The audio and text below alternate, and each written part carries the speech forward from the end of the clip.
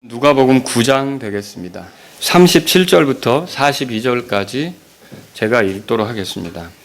이튿날 그들이 산에서 내려올 때에 많은 사람들이 그분을 맞더라. 보라, 그 무리 중에서 한 사람이 소리를 지르며 이르되 선생님이여 간청하건대 내 아들을 돌보아 주옵소서. 그는 나의 유일한 자식이니이다.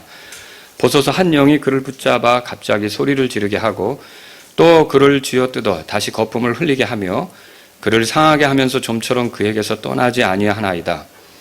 내가 선생님의 제자들에게 그를 내쫓아 줄 것을 간청하였으나 그들이 하지 못하더이다 하매 예수님께서 응답하여 이르시되 오 믿음이 없고 비뚤어진 세대여 내가 언제까지 너희와 함께 있으며 너희를 용납하리요. 내 아들을 이리로 데려오라 하시니 다 같이요.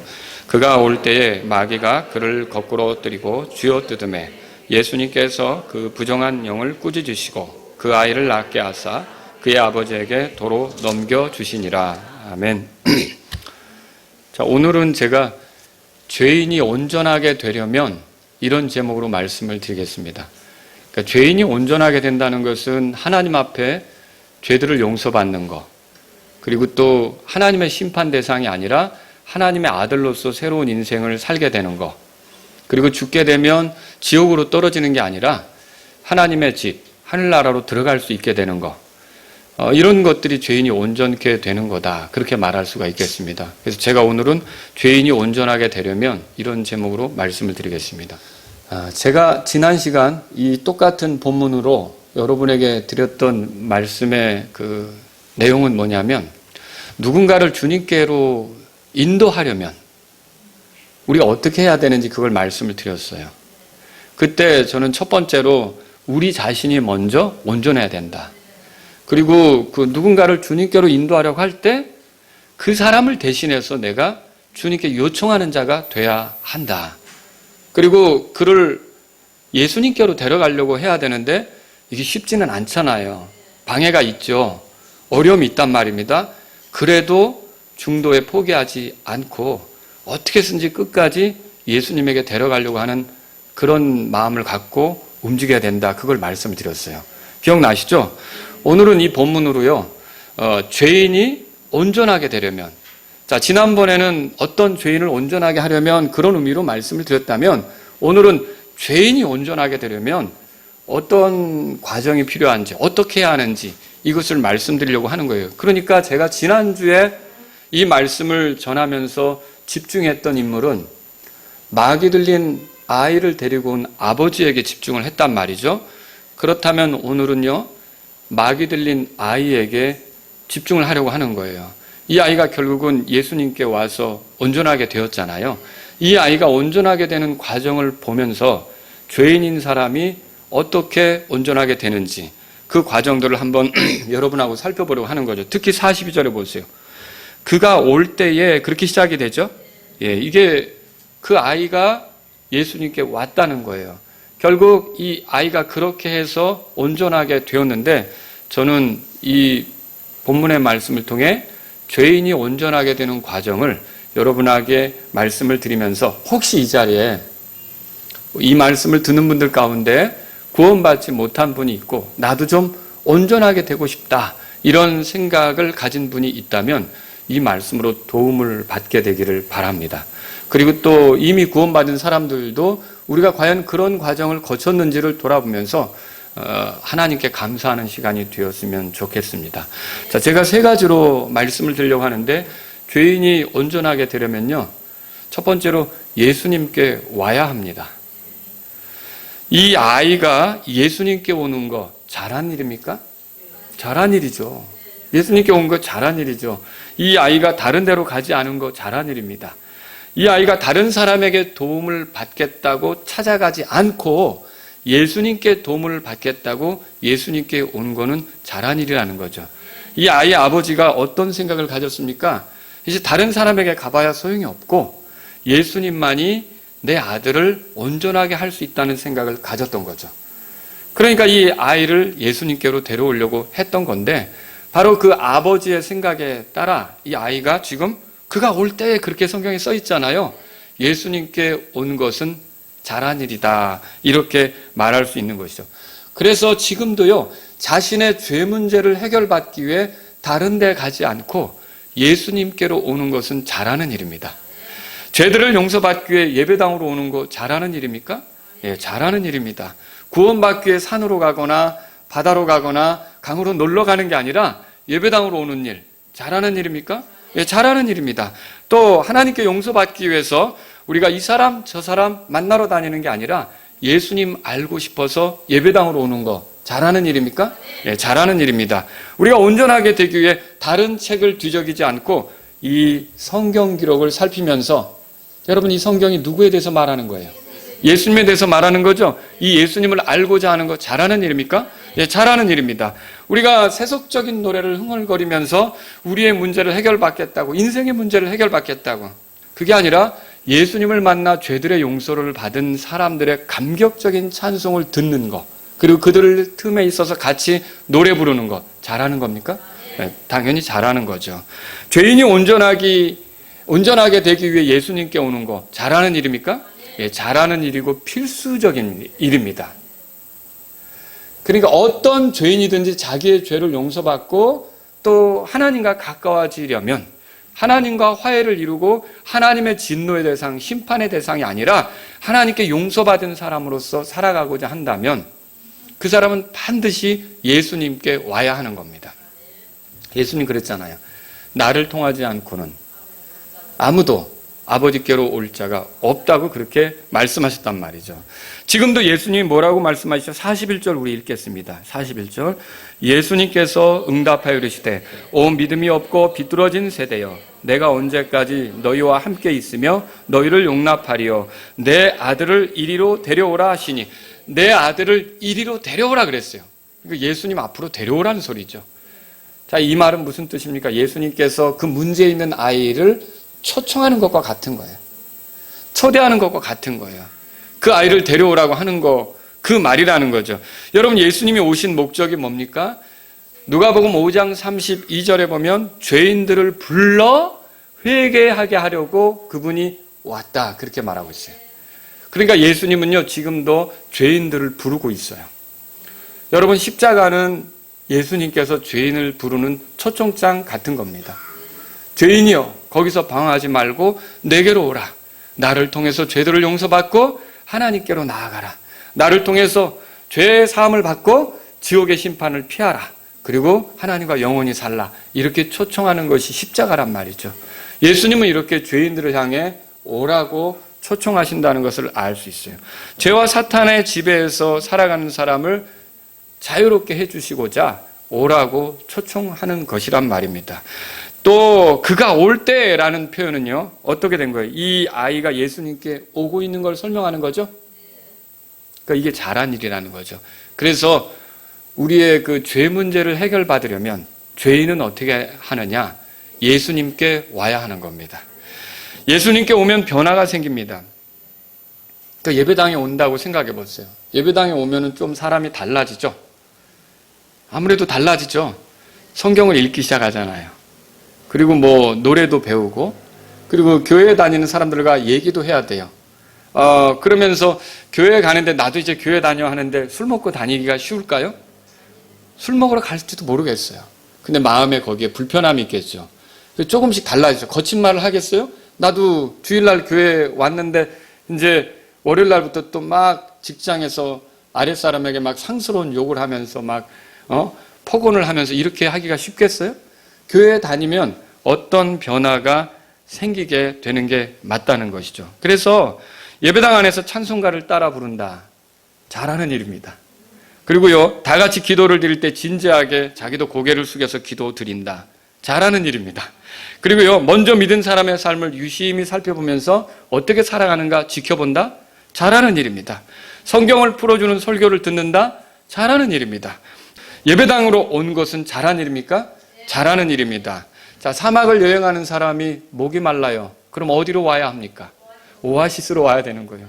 자, 죄 가운데 있는 사람이 죄의 문제를 해결받으려면 예수님께로 와야 돼요. 예수님을 소개하는 교회로 와야 되는 거예요.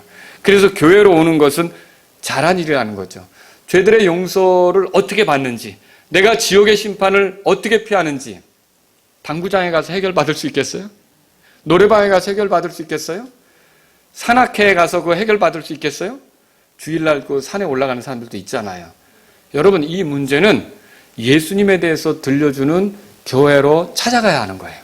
예수님에 대해서 알 수 있는 기회를 주는 예배당으로 와야 하는 거죠. 그래서 이렇게 예수님께로 오는 거, 예배당으로 오는 거 잘하는 것이죠. 아직 구원받지 못했지만 어떤 사람이 누군가의 인도로 예수님께 온다, 교회당으로 온다, 예배당으로 온다, 아니면 자기가 자발적으로 나 예배당에 가봐야겠어, 이렇게 예수님을 들려주는 예배당으로 찾아간다. 잘하는 일입니까? 잘하는 일이라는 거죠. 그가 올 때라는 말씀처럼 그런 사람은 지금 예수님께 이제 오는 중인데 그게 잘한 일이라는 거죠. 죄들을 용서받아야 된다는 필요를 느끼고 하나님과 화해돼야겠다라는 그런 갈망을 가지면서 나도 죽으면 지옥이 아니라 천국에 가고 싶다, 이런 생각을 가지고 예배당에 오는 것은 잘한 일이라는 거죠. 잘한 일이에요. 예수님께 오는 거 정말 잘하는 일이에요. 두 번째로 드리신 말씀이 있어요. 첫 번째는 뭐라 그랬죠? 예수님께 와야 한다 그랬죠. 두 번째는요, 예수님 앞에 여전히 있어야 한다는 겁니다. 그런데 여러분, 이 본문을 보십시오. 42절 우리 같이 읽겠습니다. 읽습니다. 그가 올 때에도 마귀가 그를 거꾸로 뜨리고 쥐어뜯음에 예수님께서 그 부정한 영을 꾸짖으시고 그 아이를 낫게 하사 그의 아버지에게 도로 넘겨주시니라 그랬어요. 자, 이 본문을 보면 아이가 예수님께 오는 그 일이 순탄한 걸로 보이십니까? 자, 여기 마귀가 등장합니다. 이 마귀가 어떻게 하냐면 42절에 보니까 그를 거꾸로 뜨렸다고 써 있어요. 그리고 쥐어뜯게 만들었다고 써 있어요. 그러면 이 아이의 모습을 지켜보는 아버지는 어떨까요? 당황스럽겠죠. 야, 왜 그래? 얌전히 좀 있지? 이제 다 왔는데, 이렇게 생각할 수 있는 거예요. 아니, 다 된 밥에 재를 뿌리네? 이렇게 생각할 수 있는 거죠. 자, 이런 일이 벌어질 수 있단 말입니다. 이처럼 한 죄인이 예수님께 오지만 예수님 앞에 눌러 있는 거, 머물러 있는 거, 이거 쉬운 일 아닙니다. 아직 구원받지 못했지만 예배당에 오는 사람들이 있어요. 뭔가 변화를 좀 경험해 봐야겠다. 뭔가 좋은 일을 만나봐야겠다. 뭔가 하나님에 대해서 알아봐야겠다. 저 사람들이 믿는 예수님이 누군지 나도 좀 경험해 봐야겠다. 그런 뜻으로 교회당에 오는 사람이 있다고요. 그런데 이렇게 예배당에 오는데 여러분, 그 사람이 갑자기 심각한 모습을 드러내는 거예요. 이전에 그 모습, 교회에 다니기 전에 그 모습, 이걸 드러낼 때 여러분, 그 사람을 지켜보는 그 교회의 성도들은 어떨까요? 당황스럽겠죠. 아, 왜 이런 거지? 왜 이런 일이 벌어지는 거지? 조금만 있으면 구원받을 걸로 생각했어요. 조금만 지켜보면 이제 구원 간증하고 침례 순종할 걸로 생각했어요. 조금만 있으면 우리처럼 마음으로부터 기쁘게 하나님을 섬길 걸로 생각했는데 갑자기 이 사람이 돌변해서 웬걸요? 이전에 교회에 다니기 전의 모습을 드러내는 거예요. 여러분, 이럴 때 어떻습니까? 옆에서 지켜볼 때 우리 당황스럽지 않습니까? 아니, 교회 잘 나가다 왜 갑자기 저 모습이 나오지? 여러분, 이게 왜 이런 일이 일어날까요? 마귀가 자기에게 속한 사람을 빼앗기고 싶어 하지 않는 겁니다. 자기에게 속한 사람이 예수님께 넘어가는 것을 기뻐하지 않는 것입니다. 그래서 마귀는 갖은 애를 쓰면서 그 사람이 예수님에게 있지 못하고 튕겨져 나가게 하려고 애를 쓰는 거예요. 그래서 오늘날도 교회에 잘 나오다가 그래서 여기까지 온 걸 우리가 구원받은 걸로 생각하면 안 돼요. 그리고 예수님 앞에 온 걸로 어떤 사람이 입술로 고백을 하면서 왔을 수 있어요. 나도 예수님 믿어요, 이렇게 하면서. 근데 우리가 그걸 구원받은 걸로 생각하면 안 되는 거죠. 근데 이렇게 마귀가 그를 흔들어 놓는 거예요. 마귀는요, 예수님께 온 사람의 친구들을 동원할 수가 있어요. 지금 이 사람, 이 아이에게 거꾸로 뜨리고 쥐어 뜯게 했다고 그랬잖아요. 그렇게 하지는 않는다 할지라도 오늘날 친구들을 동원해서 이제 좀 교회 다니면서 조금 있으면 구원 간증을 할 만한 것 같은 사람을 흔들어 놓을 수 있다는 거죠. 친구들에게 뭐라고 충동할까요? 야, 저자를 유혹해. 집에 일찍 들어가지 못하게 만들어. 오늘도 술을 좀 퍼마시게 하란 말이야. 우리랑 즐겁게 어울리게 하고 그게 자꾸 예수님에 대한 생각은 점점 잊어버리게 만들어. 이렇게 선동할 수가 있단 말이죠. 그래서 예수님께 와서 온전하게 될 뻔한 사람이 다시 옛날로 돌아가게 되는 일이 생기는 거예요. 마치 이 아이가 예수님께 오며 어떤 증세를 봅니까? 마귀가 그를 거꾸로 때리고 쥐어뜯었다 그랬죠? 이거 미친 증세 아닙니까? 자, 이 아이가 온 게 미친 증세 때문에 온 거잖아요. 마귀가 이 아이를 괴롭히니까 예수님께 온 거잖아요. 근데 예수님에게 왔단 말이에요. 그래서 잘 오는 줄로 알았어요. 근데 막판에 예수님 앞에서 다시 미친 증세를 보이는 거예요. 마귀가 그를 흔들어 놓는 거죠. 이 같은 일이 있을 수 있다는 거예요. 어떤 사람이 그 죄의 문제를 해결받기 위해서 예수님께 왔어요. 그래서 성도들 틈에 찬송도 부르고 말씀도 읽고 또 설교도 듣고 교회 생활하면서 품위 있게 가려고 하는 거예요. 근데 그 상태로 구원받은 겁니까? 그건 아니죠. 분명히 해답을 얻어야 되는 거예요. 예수님을 통해. 근데 그 해답을 얻기 직전인데 갑자기 마귀가 이 사람을 흔들어 놓는 거예요. 그러면 어떻게 되느냐? 여기 오기 전에 세상에서 했던 짓 있죠? 이게 다시 나타나는 거예요. 술 먹으러 다니던 일, 밤새도록 놀러 다니던 일, 이런 일들이 다시 나타나는 거죠. 이 미친 증세가 나타날 때 지켜보는 아버지는 당황스러울 거 아닙니까? 우리들도 우리 가족 중에 누구를 예수님 믿게 하려고 데려왔단 말이에요. 순순히 잘 따라왔단 말이에요. 그래서 찬송도 부르고 성일교도 듣고 성도들하고 인사도 나누고 그래서 이제 조금 있으면 구원 간증하겠구나 싶었는데 우리가 데리고 온 그 가족이 갑자기 이게 웬걸요? 딴짓을 하러 돌아다니는 거예요. 예수님 알기 전에 했던 그 세상의 사악한 짓들을 하고 돌아다니는 거죠. 이게 왜 그래요? 여러분, 마귀가 이 사람을 흔들어 놓는 거죠. 마귀는 지금도 죄에서 구원받고자 하는 사람에게 나쁜 열정을 일으킬 수가 있어요. 그렇게 살아보는 것보다 이전의 것을 즐기는 게 더 좋은 거 아니야? 너가 정말 이전의 것을 포기하고 그렇게 갈 만한 가치가 있어? 막 흔들어 놓는 거죠. 그래서 나쁜 열정이 되살아나게 하는 거죠. 예수님을 통해 온전하게 될 수 있는데도 예수님에 대해서 저항하게 만드는 거예요. 달아나게 하려고 한다는 거죠. 온전하게 되기보다 이전처럼 살게 만들려고 하는 거란 말이죠. 한 죄인이 온전하게 되고자 주일에는 예배당에 왔단 말이에요. 구원받아서 하나님과 영원히 살겠다는 그런 어떤 사람의 그 안내 있잖아요. 주변에 먼저 믿은 사람의 안내 있잖아요. 그걸 듣고 온 거예요. 그래서 설교도 듣고 찬송도 부르고 그래요. 그래서 주일날은 분명히 예수님 앞에 왔는데 월요일부터 나가서 옛날에 예수님 그 교회 다니기 전에 세상 친구들하고 했던 짓 있죠? 이런 걸 다시 하는 거예요. 이게 뭐예요? 예, 마귀가 지금 그를 거꾸로 때리고 있는 그 일이 그 사람 안에 지금 나타나고 있는 거라는 거죠. 자, 이런 과정은 참 우리를 힘들게 한단 말이에요. 근데 왜 이런 일이 생기는 겁니까? 이거 두 가지로 해석할 수 있어요. 마귀의 입장에서. 마귀가 왜 이렇게 이 사람을 거꾸로 들일까요? 자, 아까 말씀드렸죠? 자기 수하에서 뺏기는 것을 원치 않는 거예요. 이 사람을 자기가 가지고 놀기 좋았거든요. 자기가 원하는 대로 이것저것 부리며 살 수 있었거든요. 근데 자기로부터 자유를 얻어 하나님이신 예수님을 섬기러 가는 게 마귀는 싫은 거예요. 그러니까 그 마귀가 그 사람을 자극하는 거죠. 자, 이게 마귀의 입장에서 본 거예요. 자, 이걸 예수님의 입장에서 얘기할 수 있어요. 그러면 왜 예수님은 자신의 앞에 왔는데 마귀가 그 사람을 거꾸로 들이고 이렇게 하도록 놔두실까요? 여러분, 예수님은 왜 꼼짝도 못하게 하시지 이런 일들이 일어나도록 그렇게 할까요? 이거는요, 그의 상태가 얼마나 심각한 상태인지를 알아야 된다는 거죠.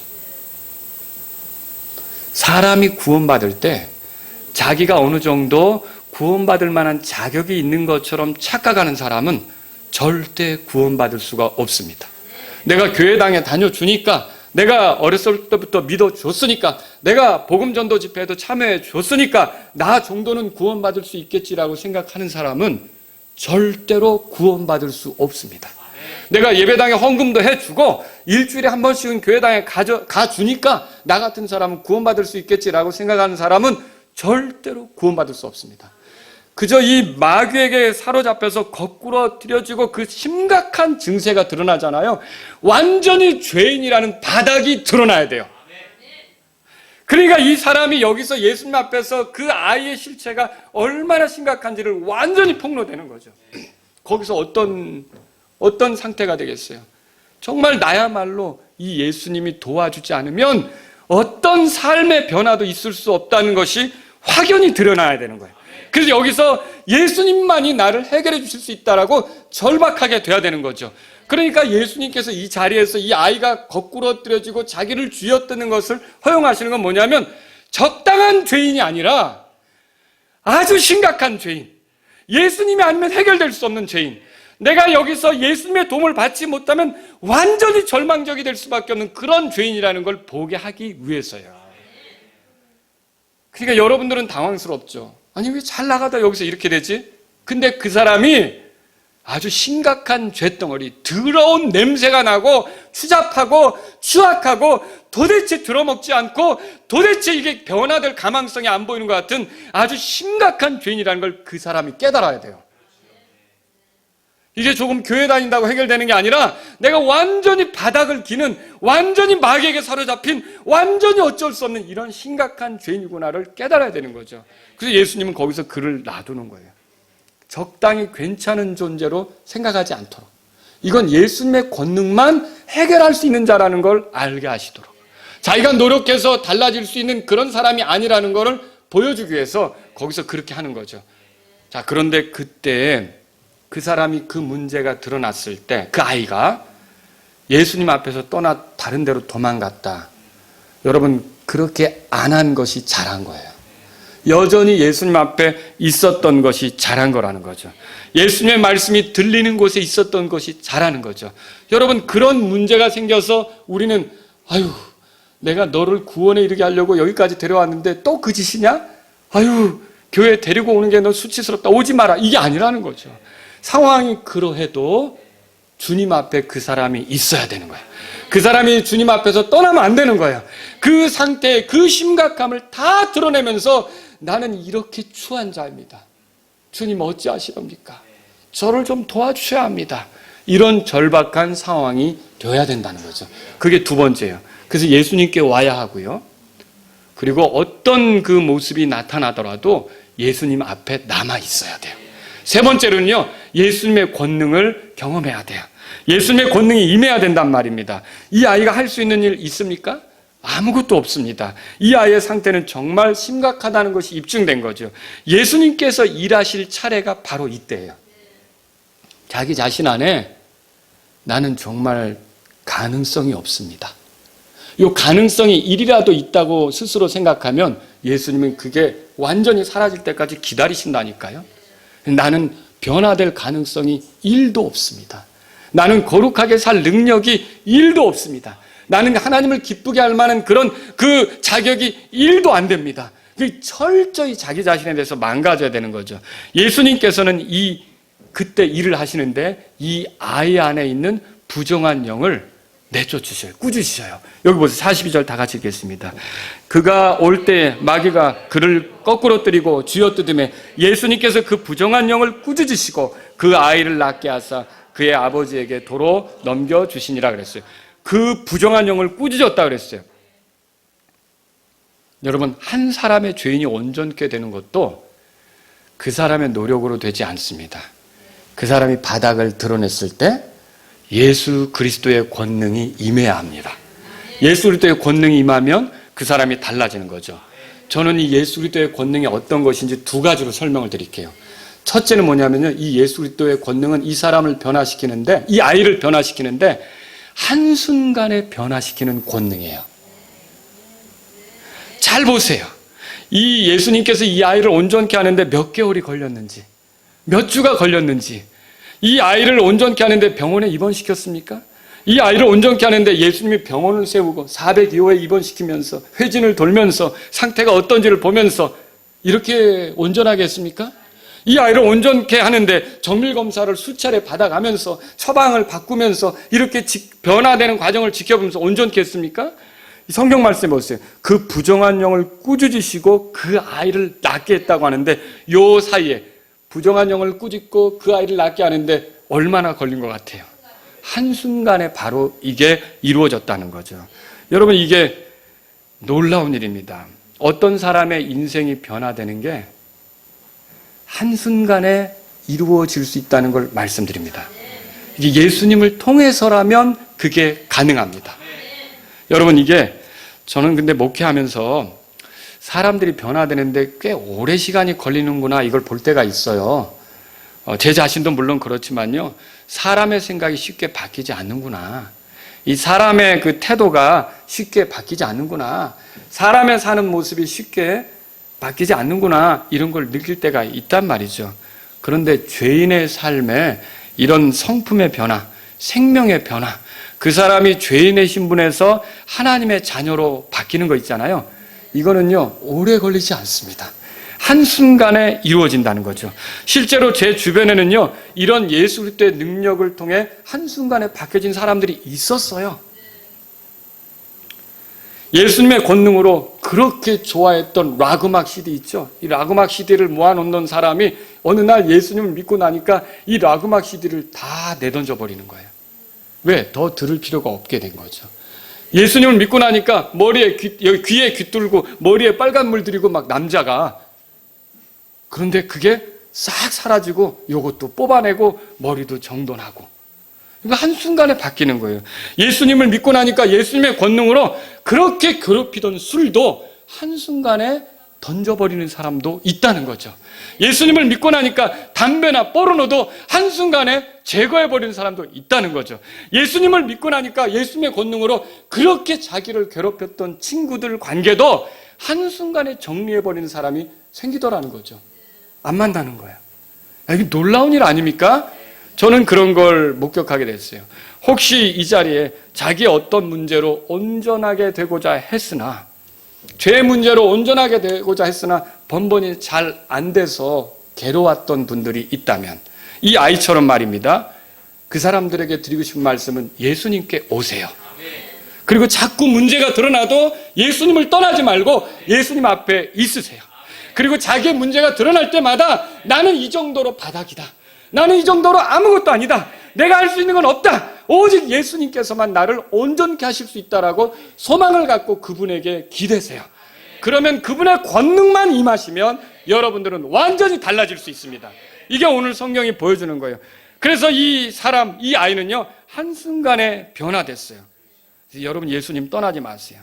이전에 악한 모습이 드러났다고 낙심하고 도망가지 마세요. 계속해서 주님 앞에 있으세요. 자신이 얼마나 초라한 존재인지 드러날수록 자신에게 전혀 가망성, 소망 이런 것이 없다고 보여질수록 낙심할 게 아니라, 물론 낙심은 되겠죠. 오히려 주님에 대한 정말 긍휼히 여겨달라고. 여러분, 죄인인 사람이 세리가 성전에 올라가서 기도했던 거 읽어보시죠. 죄인인 내게 긍휼을 베푸소서. 이런 심정으로 있었을 때 의롭다함을 얻고 내려갔다고 그랬잖아요. 바로 그렇게 나는 이 정도로 바닥입니다, 나는 이 정도로 형편없습니다, 나는 이 정도로 추합니다, 예수님이 아니라면 나는 다른 데 가서 온전하게 될 수 없습니다 라고 예수님 앞에 있으란 말이죠. 그래서 예수님의 권능이 임하면 그 사람은 달라져요. 한순간에 달라져요. 절박한 심정으로 있는 그 죄인에게 예수님이 그냥 있지 않습니다. 여기 마귀를 꾸짖어서, 그 악한 영을 꾸짖어서 아이를 낳게 하는 것처럼 그 사람도 자유롭게 하시고 온전케 하는 걸 믿으시란 말이죠. 이 권능이 어떤 권능이냐? 한순간에 온전케 하는 권능이에요. 또 이 권능은요, 영원히 온전케 하는 권능이에요. 이게 어째 그랬습니까? 마가복음 9장에 가보세요. 이건 성경을 찾아보겠습니다. 마가복음 9장. 이 마가복음 9장은요, 누가복음 9장에 나온 그 이야기를 비슷하게 서술하고 있어요. 자, 여러분, 거기 우리가 보면 14절부터 마귀 들린 소년을 데리고 온 아버지 얘기가 나오잖아요. 17절에 말 못하는 영이 들린 내 아들을 선생님께 데려왔습니다, 그러잖아요. 자, 그런데 여기 25절을 우리가 읽으려고 합니다. 같이 한번 여러분 한 목소리 읽어주십시오. 읽겠습니다. 그 더러운 영을 꾸짖어 그에게 이르시되 너 말 못하고 귀 먹은 영아, 내가 내게 명하노니 그에게서 나오고 다시는 그에게 들어가지 말라 하시매, 그 영이 소리를 지르며 그를 심하게 찢고 그에게서 나가니 그가 죽은 자같이 되어 많은 사람이 말하기를 그거 죽었다 하나 예수님께서 그의 손을 잡아 그를 일으키신즉 그가 일어서니라. 우리가 누가복음 9장에서 읽은 내용을 조금 더 자세히 설명했죠? 이게 그 사건이에요. 근데 여기서 그 더러운 영을 꾸짖어 명하셨는데 뭐라 그러냐면 여기서 이제 중요한 게 25절에 거기 표현했어요. 다시는 그에게 들어가지 말라. 이게 얼마나 엄청난 말인지 아세요? 다시는 그에게 들어가지 말라. 자, 들어가지 않는 그 일정 기간을 정하신 겁니까? 내가 7년 동안은 너 들어가면 안 돼. 이렇게 정하셨냐고요. 그게 아니에요. 이 표현은 뭐예요? 앞으로는 어떤 일이 있어도 들어가면 안 된다는 뜻이죠. 그럼 이게 뭘 보여주는 겁니까? 이후로는 어떤 경우라도 들어가서는 안 된다는 건데 예수님께서 온전하게 하시면 그 온전함은 영원한 거라는 거죠. 예수님께서 우리를 구원하시면 그 구원은 영원한 거라는 걸 보여주는 예입니다. 예수님께서 나중에 이 마귀에게 이 아이가 지금은 내가 너를 내쫓지만 혹시 어리석게 굴거나 죄의 습관에 빠져들거나 그럼 그때 다시 들어가도 좋다. 이렇게 하셨어요? 이 아이가 죄를 짓고 타락하고 돌이키지 않으면 네가 다시 들어가서 이 아이를 휘저어도 좋다. 이렇게 했냐고요. 이 아이가 죄를 짓지 않을 때까지는 너는 들어가면 안 돼. 죄를 지으면 뭐 들어가도 뭐 내가 허용하지. 이렇게 돼 있냐고요. 이거 아니에요. 그냥 다시는 뭐라고 돼 있어요? 이 아이에게 그에게 들어가지 말라고 돼 있다 이 말입니다. 여러분 이게 놀라운 말씀이에요. 평생 그 아이를 지키는 말씀. 다시는 그 아이에게 들어가지 말라. 누구에게 말했어요? 마귀에게 했죠. 그러면 주님이 말씀하셨는데 마귀가 저항할 수 있습니까? 마귀가 그 말을 뒤집으려고 애를 쓸 수 있습니까? 못하는 거란 말이에요. 여러분 이렇습니다. 마귀는 이제 다시는 그 아이를 괴롭게 할 수가 없게 된 거죠. 예수님의 권능은 이렇습니다. 우리를 온전하게 하는데 영원히 온전하게 하는 거예요. 우리를 구원하는데 영원히 구원하는 거예요.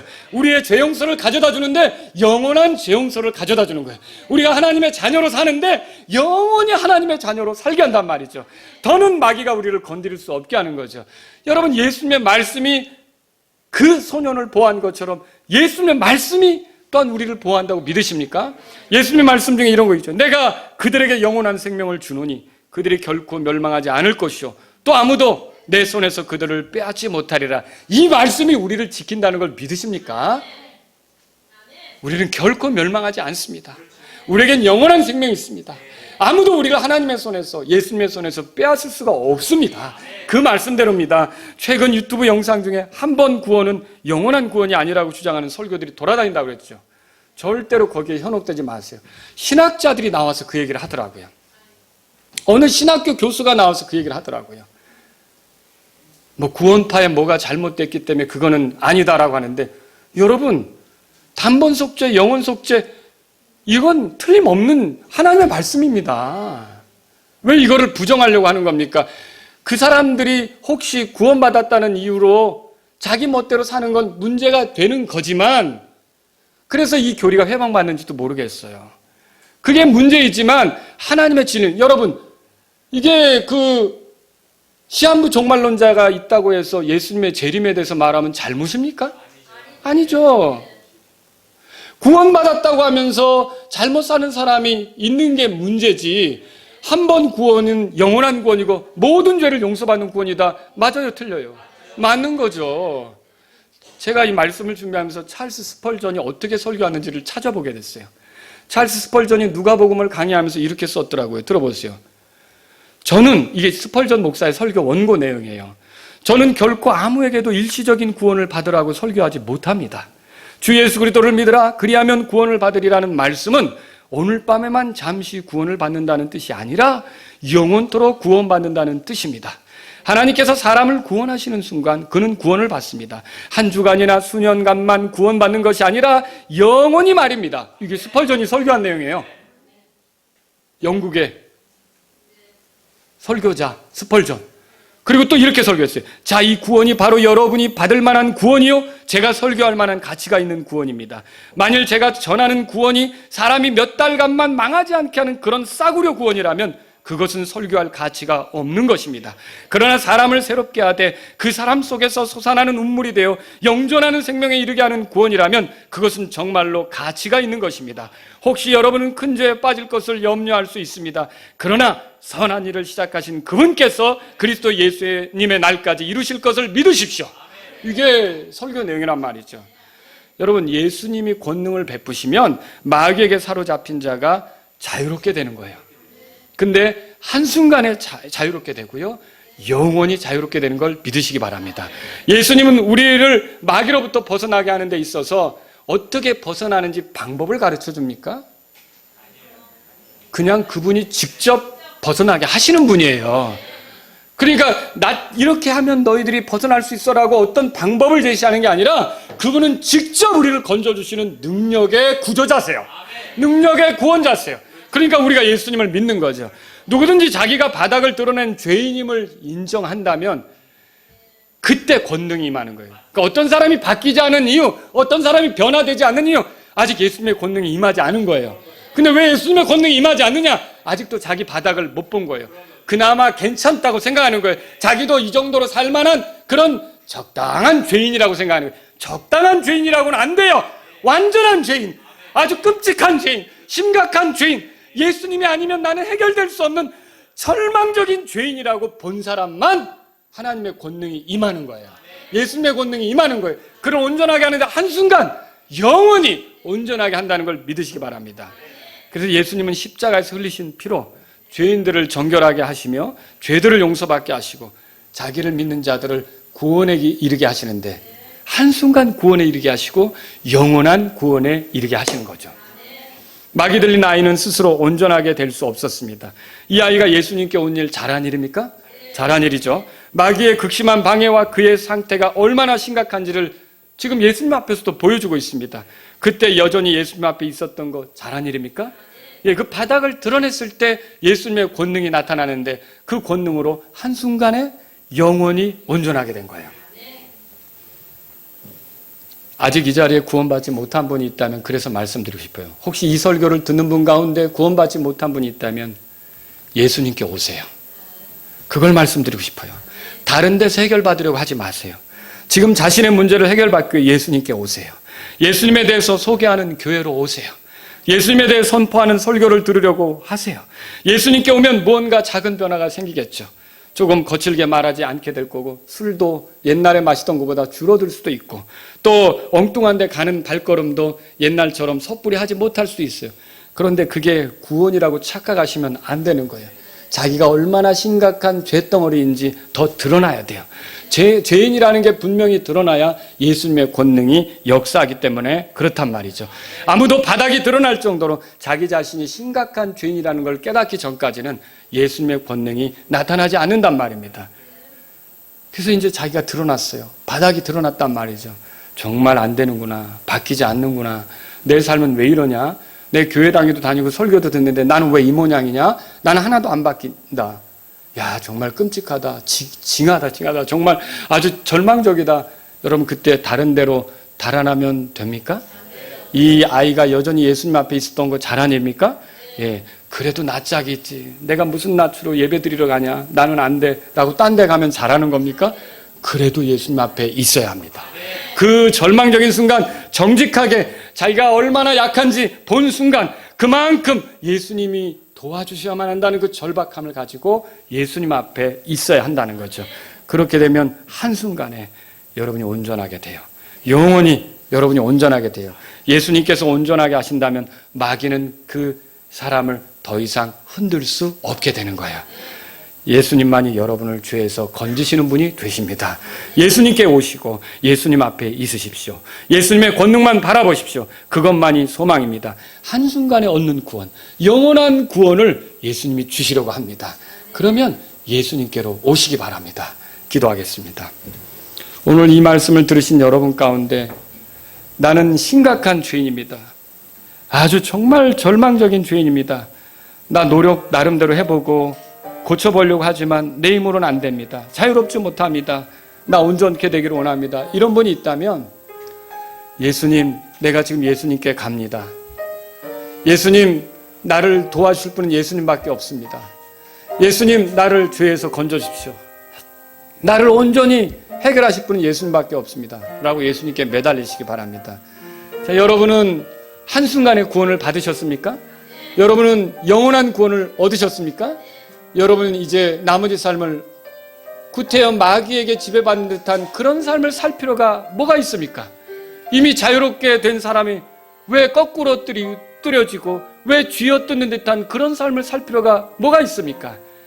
예수님께서 나를 자유롭게 하신 대로, 나를 구원하신 대로 내 나머지 인생은 죄로부터 자유로운 삶을 살기 원합니다. 이런 분이 있다면 이 시간 기도하십시오. 예수님의 권능이 충만히 임하는 그런 아름다운 삶을 살면서 예수님이 나를 구원한 것을 입증하길 원합니다. 이런 분이 있다면 기도하십시오.